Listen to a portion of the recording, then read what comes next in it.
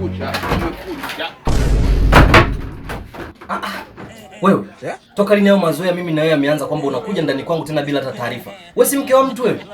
Samahani jirani, naomba nisaidie. Mume wangu ananikimbiza, anataka kuniua. Sasa kama mume wako anataka kukuua, si ndio akulie huko? Ina maana anataka aje akulie ndani kwangu au vipi?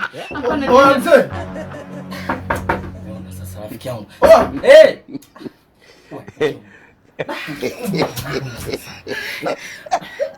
Nakuja.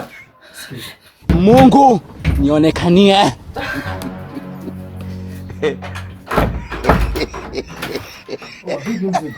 Fresh Kama kawaida. Kama kawaida. Nyamwezi. Noma. Sasa nilikuwa hapo nakimbizana na shemeji yako. Lakini kwenye pita hivi kanipotea hapa katikati mwanangu. Sasa vipi unionea hapa? Nilikuwa nimekaa zangu na plika zangu. Nimesikia kuna mtu anapita hapa mbio anaelekea chini. Ndio huyo, itakuwa ndio yeye mzee. Shida nini bwana? Shida, ujue hawa wanawake sijui wakoje mzee. Yaani jana usiku yeye kaniaga anaenda kwa mama yake. Nikampatia na pesa. Na kila kitu nampa ujue. Mama wewe. Lakini karudia leo saa 4. Alafu kwenye simu yake nikaanza kukagua nakuta kumbe kuna mshikaji ametoka kwake, yani mshikaji anaanza kumsifu mke wangu anajua kukata viuno mzee. Wewe ungekuwa ungefanyaje mjomba? Mimi ningekuwa pale ningechukua uamuzi mgumu kaka. Sema sikiliza, ukiwahi tu hapa chini utamkuta. Maana yake sidhani kama atakuwa kafika mbali. Unajua tena mwendo wa mwanamke. Baridi mzee na noma.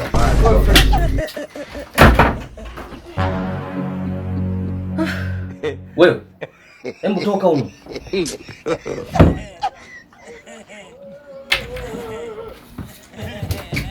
Umeona sasa? Huku sikutafutia na kesi rafiki yangu.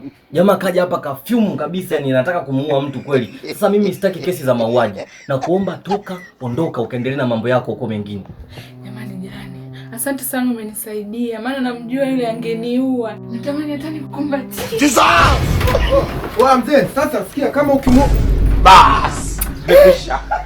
Kuna nini tena? Kuna nini? Wewe mwanangu, mimi nakuja hapa na kuelezea vyote unanichola, au sio? Kisha wewe.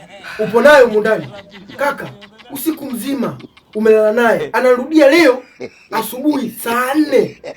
Bado hujalizika ndugu yangu, unamtumia na SMS. Kuwa amekulizisha vile inavyopaswa. Mzee mimi nakuelewaje hapo wewe?